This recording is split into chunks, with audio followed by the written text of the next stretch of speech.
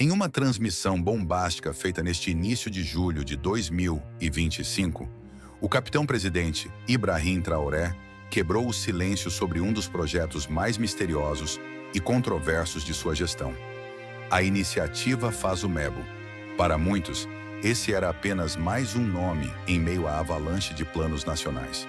Mas hoje, Traoré revelou que o programa, na verdade, esconde uma transformação muito mais profunda. Uma mudança de paradigma que está afetando todos os pilares do país: economia, política, segurança e soberania popular.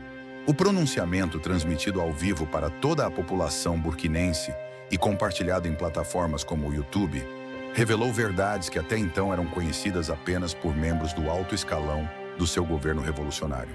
A revelação começou com um tom sombrio. Em frente às câmeras, Traoré falou de forma pausada, mas firme, como quem carrega o peso de uma responsabilidade histórica. Ele declarou que a Faz-o-Mebo Initiative não era, como muitos pensavam, um simples programa de desenvolvimento ou reestruturação econômica. Segundo ele, trata-se de um plano de libertação nacional e total. Um plano que visa não apenas libertar Burkina Faso das garras do terrorismo e da miséria econômica, mas também quebrar todas as correntes coloniais invisíveis que ainda prendem a alma do povo burkinense. Nos fizeram acreditar que éramos livres, mas vivíamos acorrentados. O Faz-o-Mebo é a chave para essa libertação, afirmou Traoré diante de uma multidão que assistia atônita. Ele revelou que desde o início a iniciativa teve como base 3 pilares secretos. 1. Descolonização da administração pública e econômica. 2. Reorganização do exército com base em princípios africanos de defesa comunitária. E 3. Uma transição estratégica para uma nova economia camponesa e soberana. Esses pontos não estavam nos documentos públicos iniciais, mas vinham sendo executados em silêncio, com o apoio de conselhos revolucionários regionais e comunidades camponesas. O primeiro pilar, segundo Traoré, já está em andamento. Trata-se da eliminação gradual de todas as estruturas e práticas administrativas herdadas da colonização francesa.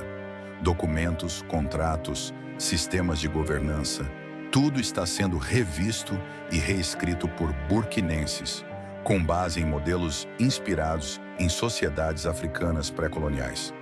Não estamos voltando ao passado, estamos resgatando o que nos foi roubado, enfatizou. Ele mencionou, por exemplo, a substituição de contratos comerciais com empresas estrangeiras por parcerias baseadas em justiça social, onde os lucros são repartidos com as comunidades locais e a natureza é preservada como patrimônio sagrado. O segundo pilar está sendo aplicado silenciosamente desde 2023, a reestruturação do Exército Nacional. Traoré explicou que as Forças Armadas burkinenses estão passando por um processo de reafricanização. O que isso significa na prática? A substituição de doutrinas militares estrangeiras por táticas de proteção comunitária e vigilância popular. Milhares de jovens camponeses e pastores nômades foram integrados em unidades autônomas chamadas Brigadas de Defesa do Povo, treinadas para proteger suas próprias aldeias e não depender de ordens distantes da capital. Essa descentralização, segundo ele, está desmantelando os esquemas de corrupção internos e devolvendo ao povo o direito de proteger seu território. Mas foi ao falar do terceiro pilar que Ibrahim Traoré despertou aplausos e lágrimas: a Revolução Camponesa. Ele confessou que desde o início de seu governo vinha incentivando discretamente a criação de comunas agrícolas autônomas, comunidades que produzem seu próprio alimento, gerenciam sua própria economia e operam em redes cooperativas. As cidades foram construídas para nos controlar. A terra é nossa verdadeira liberdade, disse ele. Em várias regiões do país, essas comunas já funcionam como microgovernos que distribuem sementes, compartilham colheitas e ensinam às crianças a história africana que foi apagada. Traoré pretende transformar esse modelo em eixo central da nova economia burkinense, substituindo a dependência de ajuda externa por uma soberania alimentar de base popular. Durante o discurso, Traoré também revelou que a Faz-o-Mebo Initiative é um código simbólico. Faso-Mebo significa, na tradução popular, a terra que nos escolheu. Ele explicou que essa escolha não é apenas geográfica, mas espiritual. Para ele, Burkina Faso tem uma missão continental: ser o farol da libertação africana e o berço de uma nova geração de líderes populares que rejeitam o neocolonialismo e constroem alianças pan-africanas com base na dignidade, na cultura ancestral e na soberania total. Essa revelação vem após meses de especulações. A oposição, silenciosa desde o fortalecimento do apoio popular a Traoré, acusava o governo de agir com sigilo e de não prestar contas sobre as mudanças em curso.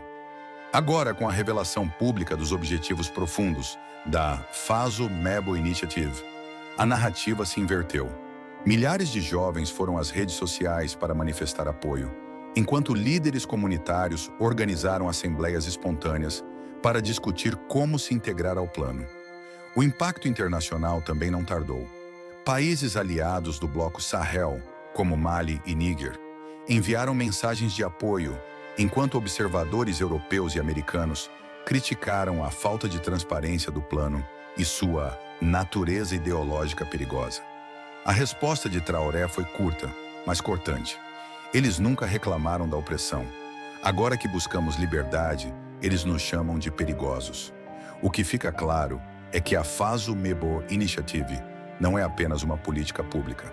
É um movimento de reconstrução nacional com implicações continentais. Traoré declarou que nos próximos meses haverá um Congresso Nacional Pan-Africano em Ouagadougou, reunindo líderes revolucionários de toda a África para discutir a expansão do modelo. O objetivo: construir uma confederação popular africana independente das potências ocidentais, com moeda própria, sistema de segurança comunitária e um parlamento popular transfronteiriço. Se antes se questionava o rumo de seu governo, agora fica claro. Ibrahim Traoré não está apenas liderando um país. Ele está tentando inaugurar uma nova era para todo um continente. Se você quer continuar acompanhando tudo sobre Ibrahim Traoré, inscreva-se agora no canal e deixe seu like para fortalecer essa missão de informar com verdade e profundidade.